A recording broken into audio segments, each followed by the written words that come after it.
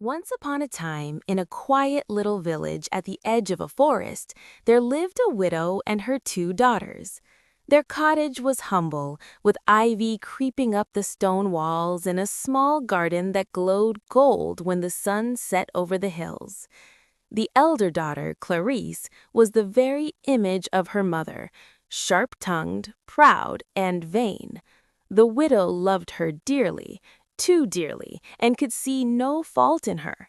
But the younger daughter, Maryanne, was gentle, patient, and kind-hearted, just like her late father. Maryanne did all the work, fetching water, washing clothes, cooking, and cleaning. Her mother's voice was always sharp whenever she spoke to her. "Stop daydreaming, Maryanne. You will never be anything but a servant if you keep your head in the clouds." One fierce summer afternoon, the mother barked a new order. "Maryanne, go to the well at once, the one beyond the orchard. Take the largest jug. Don't dawdle." It was nearly a mile away, and the path wound through dry grass and thickets of briar. But Maryanne said nothing. She lifted the heavy jug and set off. The summer sun was fierce, and the air shimmered with heat. Her feet brushed the dust of the path as she walked. By the time she reached the old stone well, her arms were trembling with fatigue. She lowered the bucket, filled her jug carefully, and sat on the edge to rest for just a moment. Suddenly, an old woman appeared. "My dear child, might I trouble you for a drink of water?" Maryanne looked up and smiled. "Of course, ma'am. You must be very parched in this heat." Maryanne set down her jug at once, rinsed it clean, and drew fresh, cold water from the depths of the well. The old woman drank deeply. "You are too kind, my dear. Not many would serve a stranger so sweetly." "It's nothing, ma'am," Maryanne replied. "You look thirsty and I was here." "It is not nothing, child," the woman whispered. "Few hearts are so pure that they do good without thought of reward." The old woman's form began to shimmer. She was no longer a beggar, but a fairy, glowing faintly as moonlight. "You have shown a pure heart," the fairy declared. "From this day forth, every word you speak shall be a gift to the world. Flowers and jewels shall fall from your lips, the mirror of your kindness within." Before Maryanne could find words to thank her, the fairy had vanished like mist in sunlight. Still trembling, Maryanne lifted her jug and hurried home. When she stepped through the door, her mother was waiting. "At last! Did you fall asleep at the well? Give me that water." "I'm sorry, mother. But as Maryanne spoke, diamonds and roses fell from her lips. Pearls, sapphires, and delicate blooms scattered across the floor. The room sparkled with them. "Tell me, child, where did you get them?" the mother cried. As Maryanne explained the story, more jewels tumbled down. Her mother gathered them greedily in her apron, her eyes wide with avarice. "You must go to that well at once, Clarice. Do exactly as your sister did, and we shall be twice as rich." Clarice puffed out her chest. "Very well, if it will make you happy."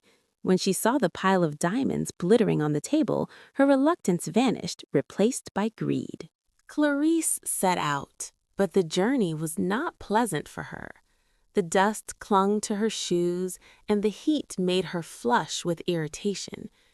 "Be polite. Speak kindly to any old woman you meet," she muttered to herself the whole way. When she reached the well, she bent to fill her jug, but before she could lift it, a beautiful figure appeared beside her, the fairy, now disguised as a grand princess. "Good day, madame," the fairy said. "Might I kindly have a sip of water?" Clarice sneered. "I have not come here to serve strangers. If you're thirsty, draw your own water." The fairy's eyes narrowed. "You would deny water to one who thirsts?" "I would deny it to anyone who thinks me a servant," Clarice snapped. "Then you shall be rewarded according to your heart," the fairy replied. Clarice hurried back, expecting riches. Her mother met her at the gate. "Please let her have met the lady. Well, my darling, did you meet her? What did she say?" "Some old fool asked me for water, but I sent her—" Before Clarice could finish, a toad leapt from her mouth and landed on the floor, then another and another. The next word brought a snake, coiling and hissing. "What is this? Stop it! Stop it at once!" Clarice screamed, but she could not. Each angry word brought another creature from her lips. In a fit of rage, the mother turned on Maryanne. "This is your doing. You've cursed your sister. Leave this house. Get out now." The sun had just begun to set when Maryanne was cast out, her eyes wet with tears. She walked toward the forest, alone and sorrowful. But not far along the road, a carriage approached, a fine one, bearing the king's crest upon its door. Inside sat the prince, returning from a hunt. When he saw the girl walking alone, he ordered the driver to stop. "Young woman, are you in trouble?" he asked. "No trouble, my lord, only sorrow," Maryanne replied. As she spoke, pearls and lilies fell from her mouth. The prince was utterly enchanted. "What miracle is this?" Her voice was soft as birdsong, and her heart was as clear as the gems she dropped. "Come with me," the prince insisted. "My father must meet the maiden whose words are jewels." At the royal palace, the king and queen received her in the grand hall. When she curtsied and greeted them, diamonds rolled across the marble floor. The courtiers gasped, and the queen's eyes widened in wonder. "Such grace, such modesty! Surely heaven has blessed you," the queen whispered. The prince turned to his father. "If she will have me, father, let that be her reward." The king nodded. "A woman whose words bear flowers will surely make the kingdom bloom." And so Maryanne became the prince's bride. Her wedding gown shimmered like moonlight, and wherever she spoke, blossoms scattered along her path. The people loved her for her kindness, her humility, and her radiant smile. Back in the village, things grew bleak. The widow found no comfort in her riches now that her kind daughter was gone. As for Clarice, no one dared speak to her. The creatures that leapt from her mouth drove everyone away. Eventually, even her mother reached her limit. "You brought shame and misery on us both.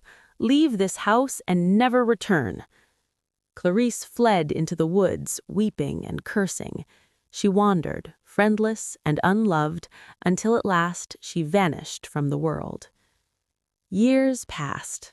Under the gentle reign of the prince and his fairy-born bride, the kingdom flourished. The poor were fed, the fields were tended, and kindness seemed to ripple from the palace outward. Maryanne's children grew up humble, generous, and wise. One evening, walking through the rose garden, the prince looked at his wife. "You've changed this land, my love." Maryanne smiled. "Not I alone. Kindness spreads like sunlight. It warms every heart it touches." And though the fairy was never seen again, the queen often felt her presence, like a faint perfume of roses on the air. True grace and kindness cost nothing, yet they make the world rich. Beauty fades and wealth crumbles, but a gentle heart will shine forever. The words we speak and the kindness we show become the truest treasures of all.